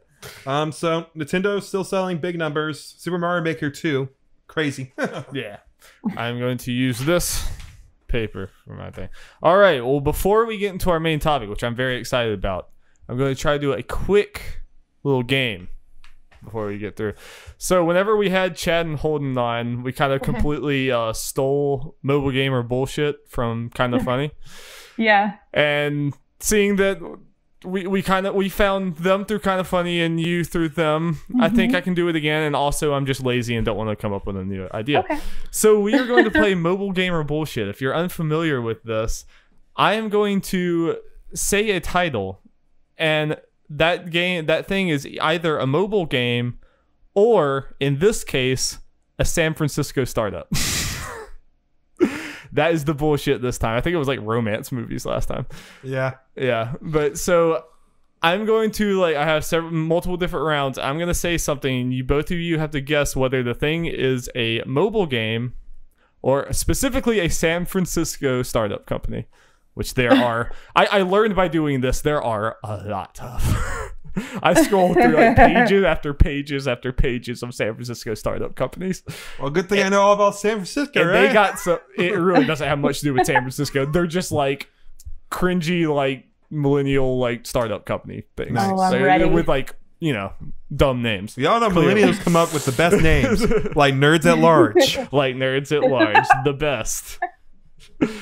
Darby definitely didn't just, say, we have to name something. And just came up with that. There are not 10. Wait, yeah, there are. Yes, there are 10. Yeah.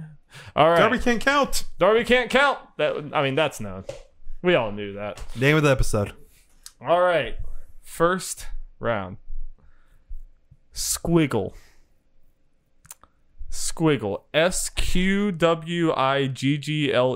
Is Squiggle a mobile game or is it a San Francisco startup company? Startup. All right. Jerica says startup.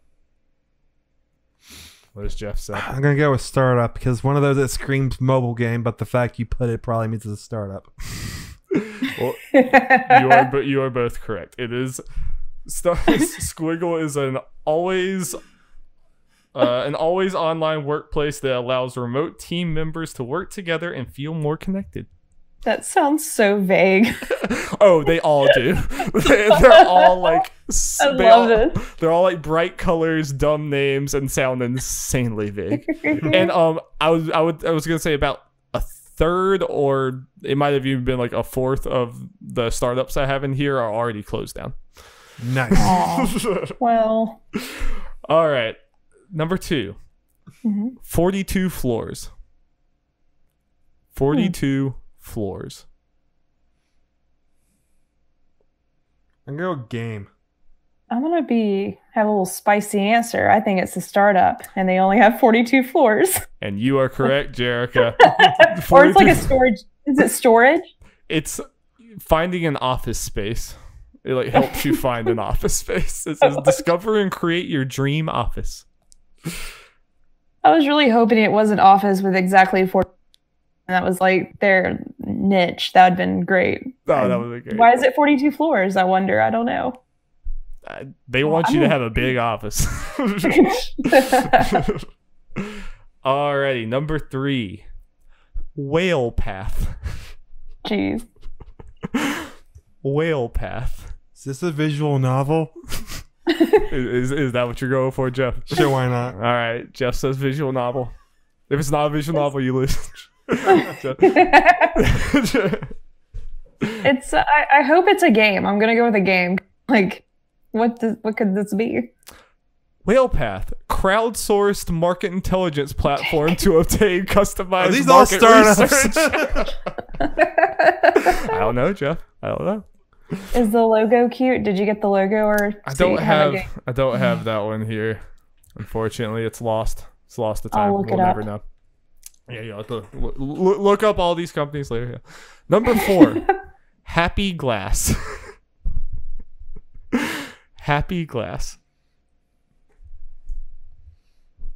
I feel like I've seen this as a game. Okay. Maybe. Jeff? I trust her. You are both correct. Happy Glass. 4, Darby. That was. Thank you, Jeff. Nice. The glass is sad because it's empty. Your job is to draw a line and make the glass filled up with liquid and smile again. What kind of liquid?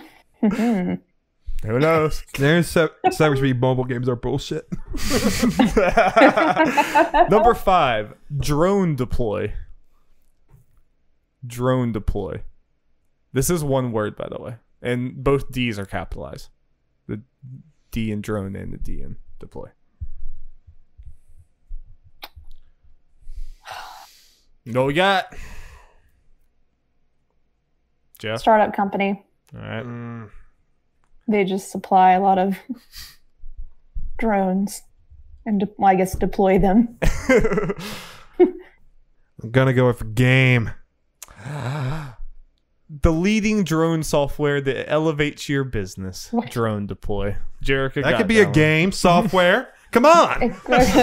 I did look up all. Sport can be fun. Oh, I did mess up. I can go back through, but one of these is both.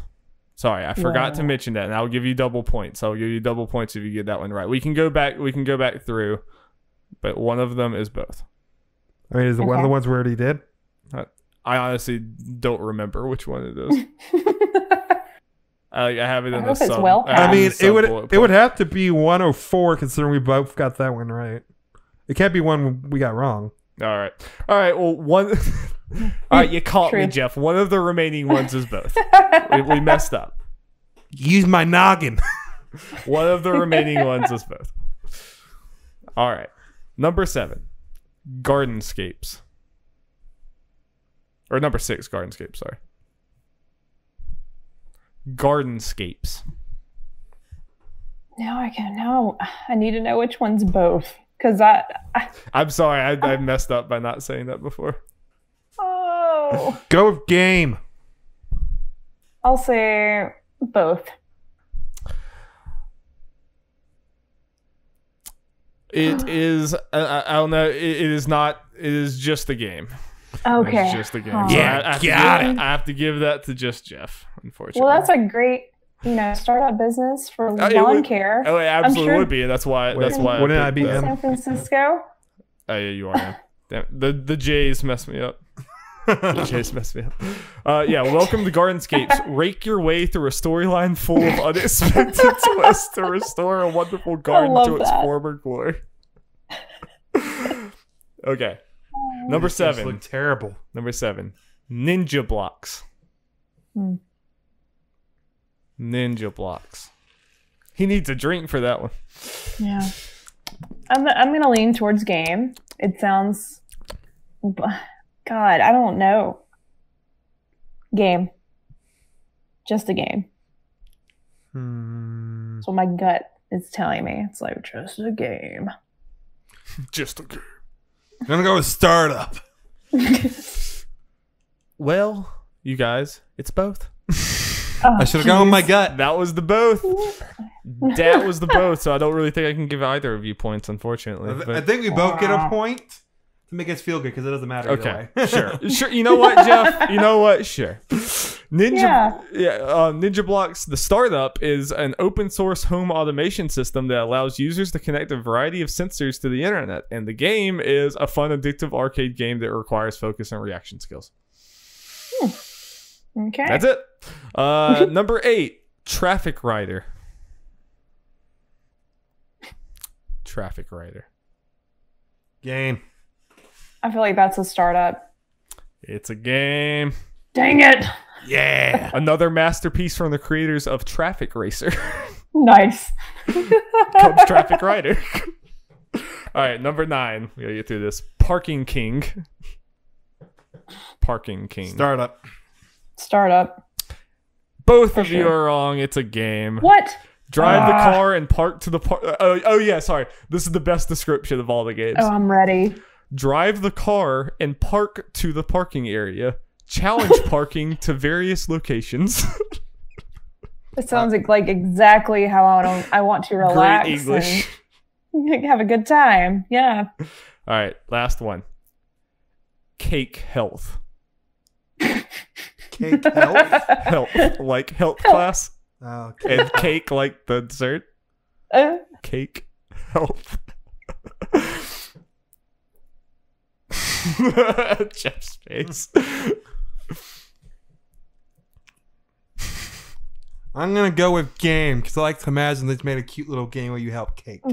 I think it's a startup. It's a startup. Cake Health is a website for families and individuals with frequent medical bills to easily manage their healthcare plan, claims, and bills. What the fuck does Cake have to do with that? That's what we need to know. I have absolutely I'm going to save this one to my notes. I'm going to look at this later. Cake Health. Yeah, I did not look too much into Cake Health. So, Jerica has 1, 2, 3, 4, 5, 6. Jeff has it's not. I thought you said I won. 4, 5. You did win. You won 6 to 5. See, Death Stranding. I've already been to the other side. She knew. Jeff. Yeah, She knew. she has been in the Death Stranding. She knows what she's doing. She is the Death Stranding.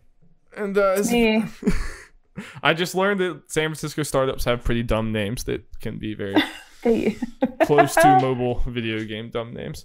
All right, well, let's get into something that's way more important and that I'm way more excited about. And that's our main topic.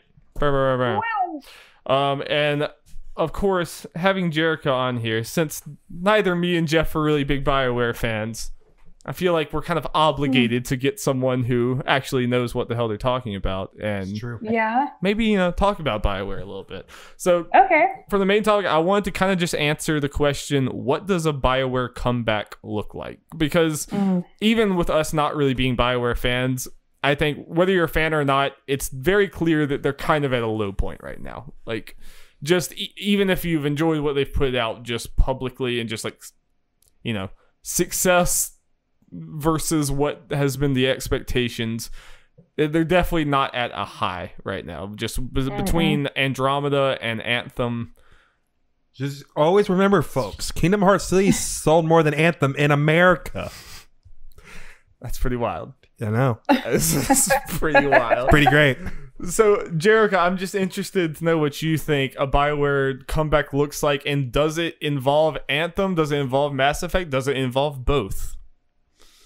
It's so hard to tell because honestly, you think about it, because like they put so much emphasis on this game, and I felt like Anthem was like the reason why they had limited resources and were pulling people all which ways from Andromeda or Mass Effect, because you can tell, because I've played them both, and you can tell there's assets used from both games.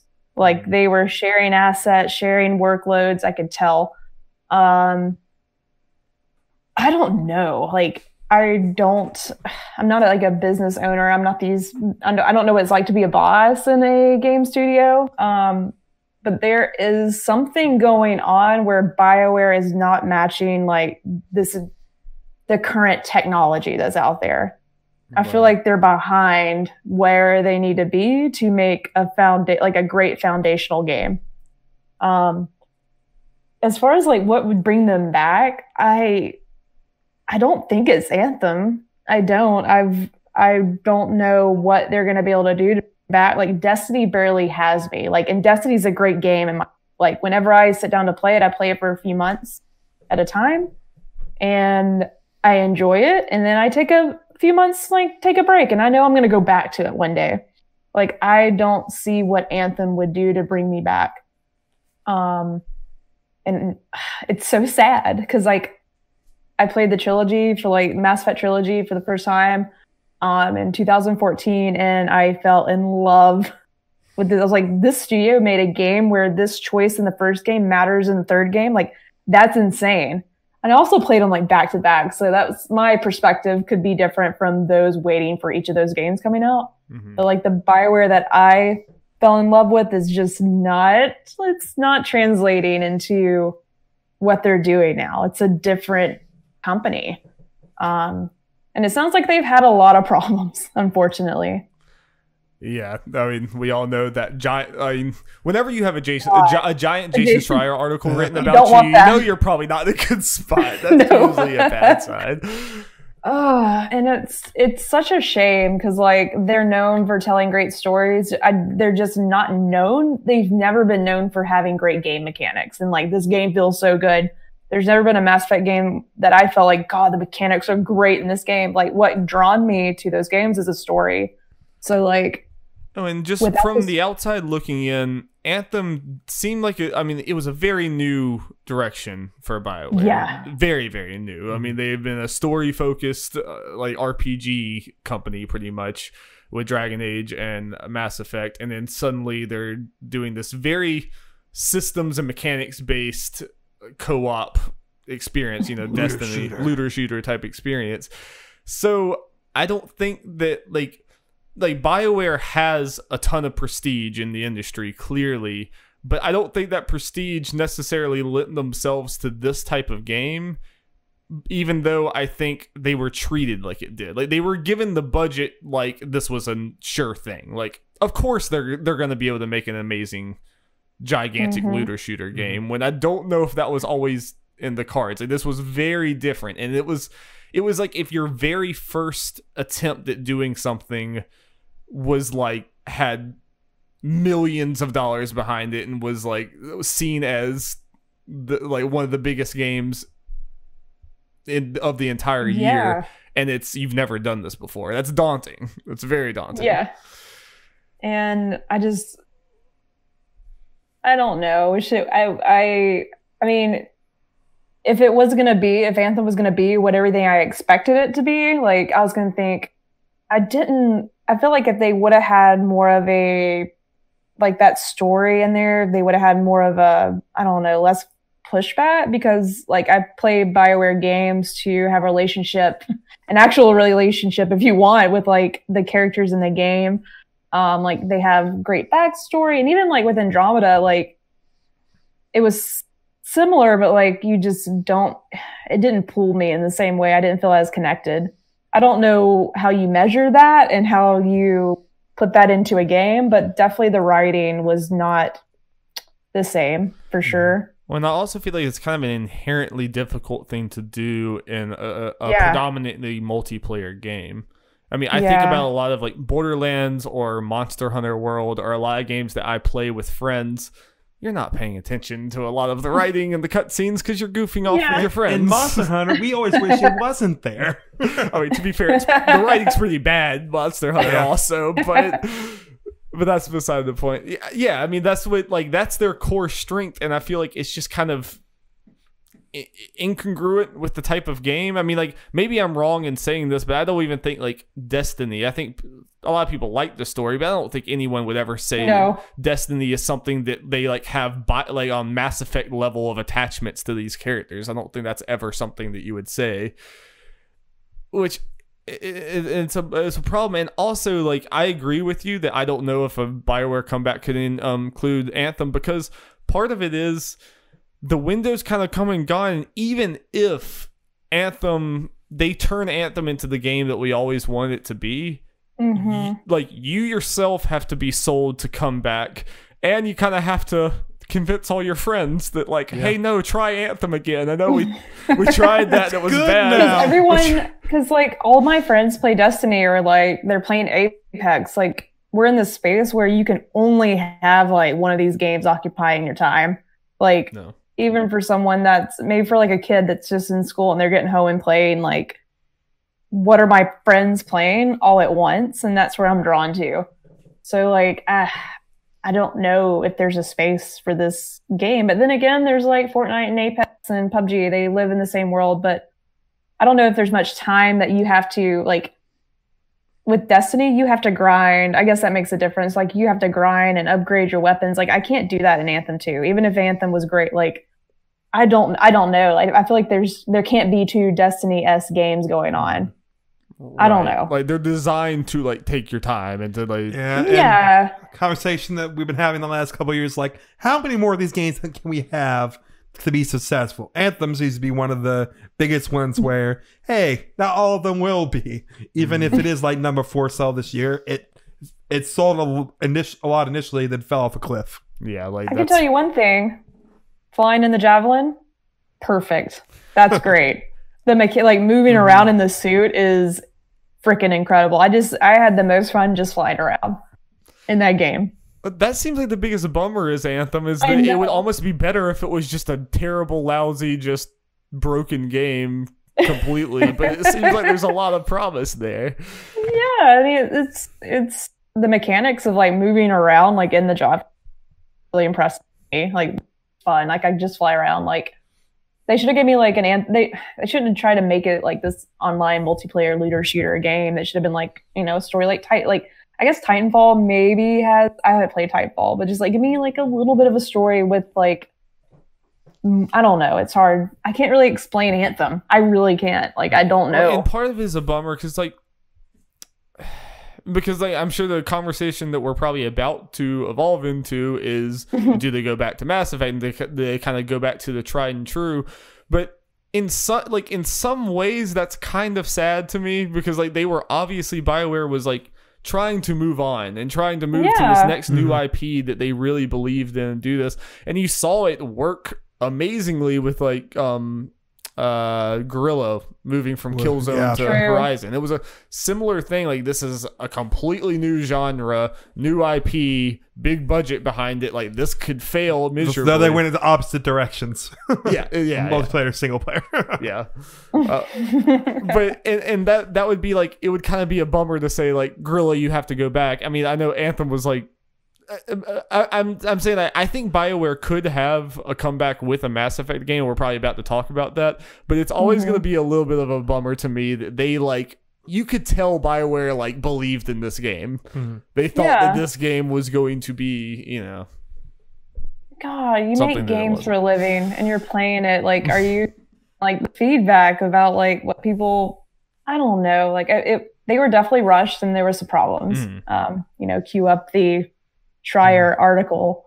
So like, there's a lot of moving parts, and EA put way too much into like. Way too much was on the line for EA for this game too. For EA to be like, this game has to come out because we need this desperately. It'll come out this fiscal year, no exceptions. Yeah, which when you hear the internal things like that led to a whole hell of a lot of problems. But yeah, it's telling when like I play Overwatch a lot. Like that's kind of my ongoing game that I play, and I want to get another one. Like I'm kind of like interested in like having another game like that. And right now, I'm gonna go play Destiny. I mean, that's the one I'm gonna do if I'm gonna like rally my friends together to try a new game. It's gonna be that, and I just don't have any friends. I have so many friends who play, or I have several friends who play Overwatch and some who play Destiny and stuff. It's just I just can't see Anthem catching up at this point.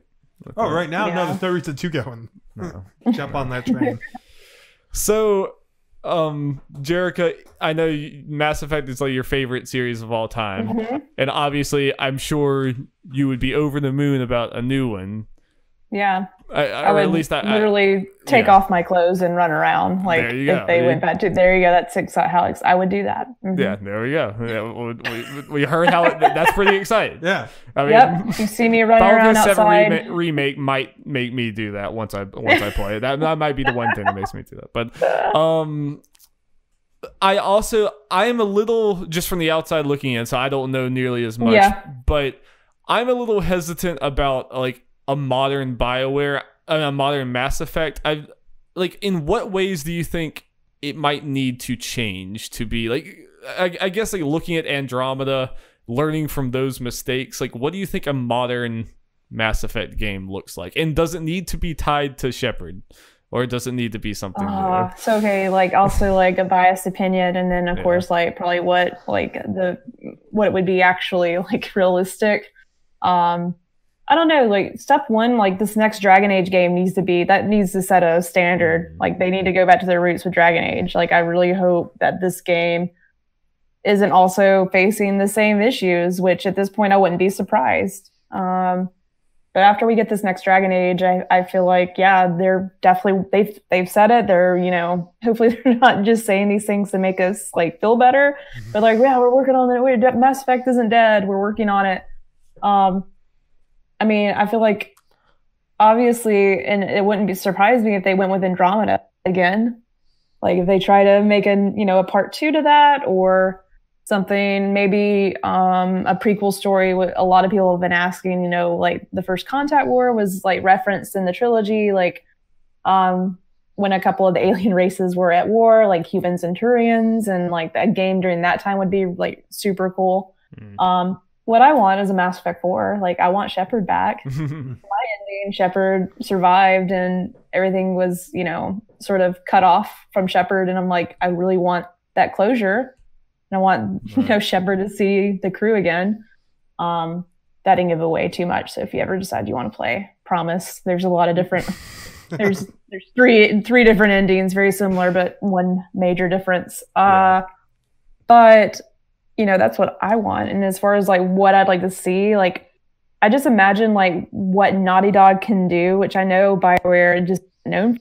It's like, but man, if they can get into the type of cinematics that can really be like me watching a movie for cutscenes and like character dialogue options where like, instead of a character standing like right in front of another character conversation like this, like I sort of felt Andromeda was like that, and then like head spinning, like glitching out without that, of course, but like over the shoulder, like as they're moving, like like one frame, like something like that just makes it feel like a next gen game.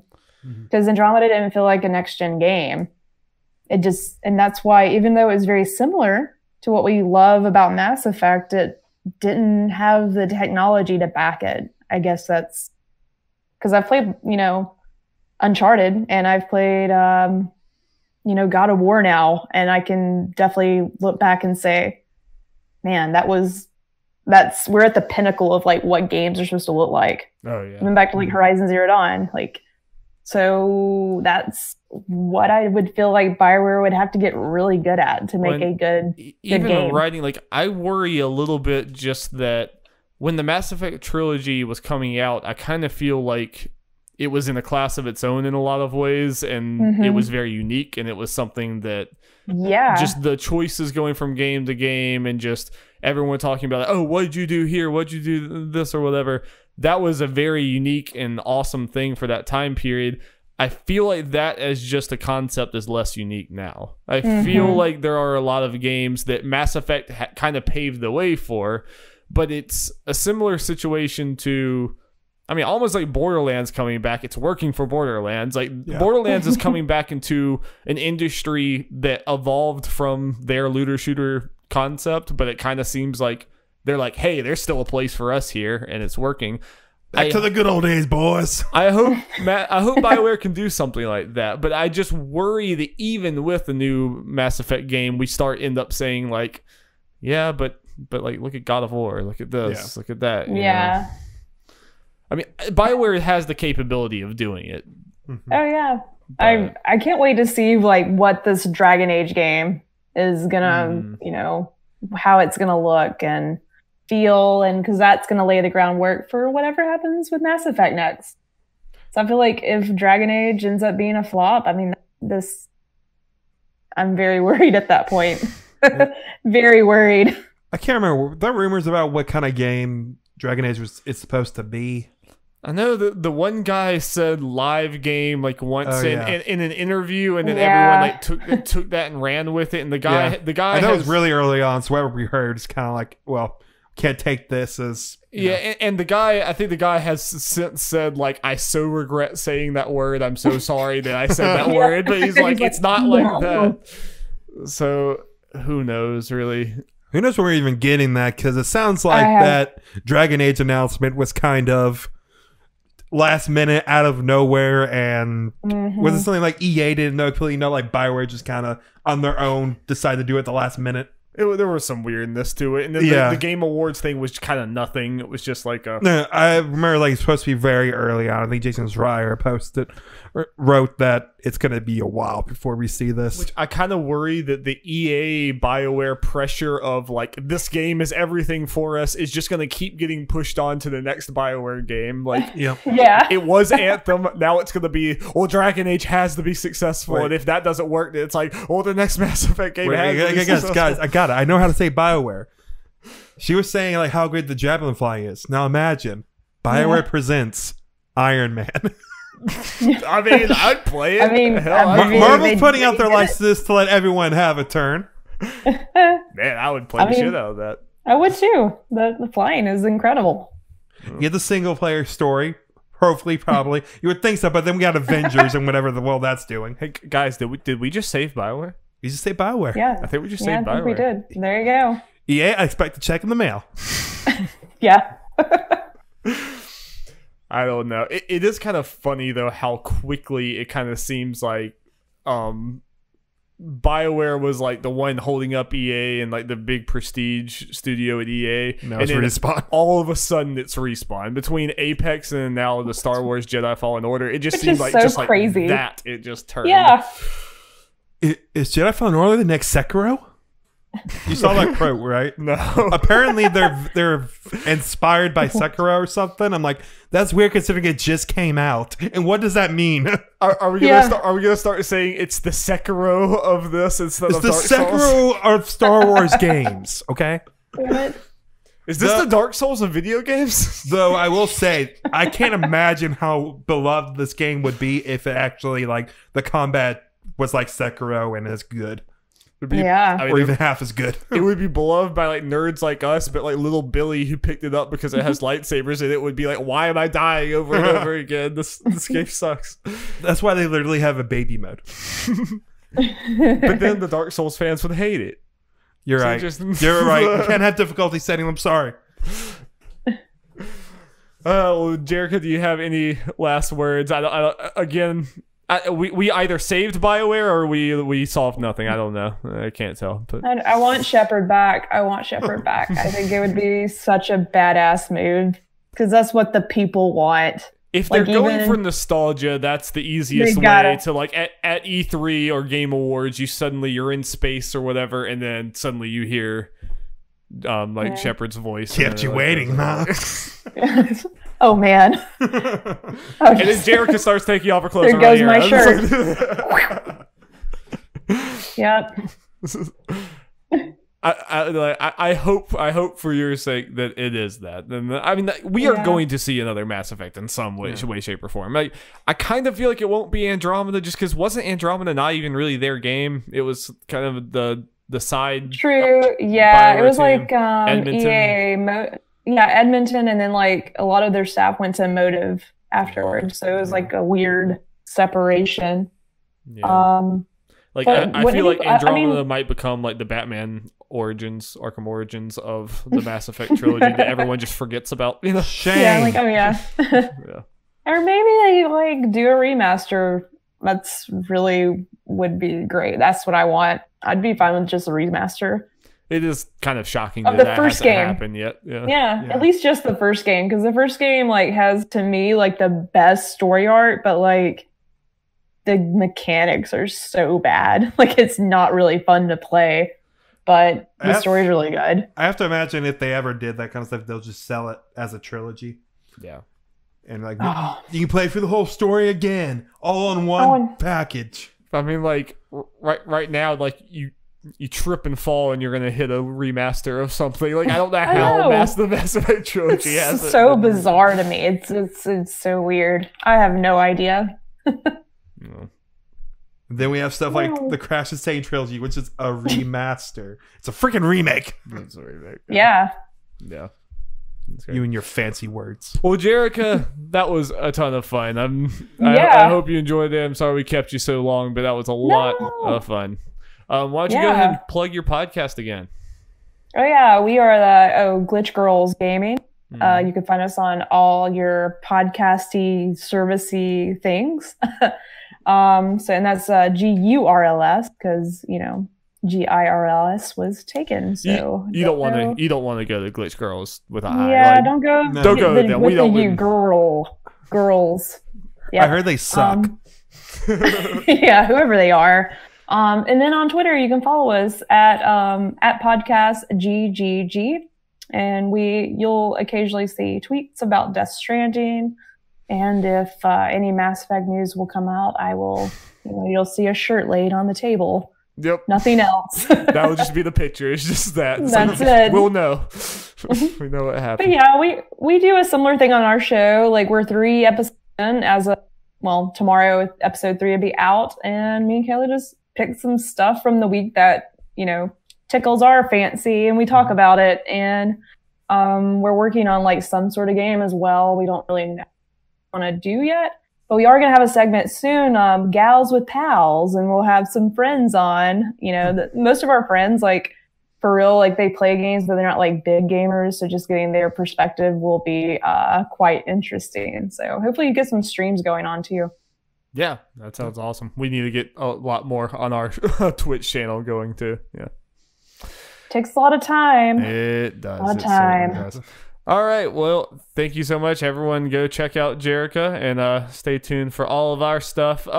We will this week have me, Will, and Jacob talking about Suicide Squad. Oh yeah, because I missed that. Because me and Jacob lost our E3 betting game, and our punishment was watching Suicide Squad and reviewing it. Good God, it was terrible, but it was. I had a good time drinking beer and making fun of Suicide Squad. So if you want to come hear us rail on a 3-year-old movie, look forward to that on the Nerds at Large Spoilercast feed. Man, I really wish you won, Darby. I would love to see them do the Chica dance. Oh, it would have been so much better. It would have been so much better. But there's always Game Awards, I guess. All right. Thank you guys so much. Bye. Bye. Bye.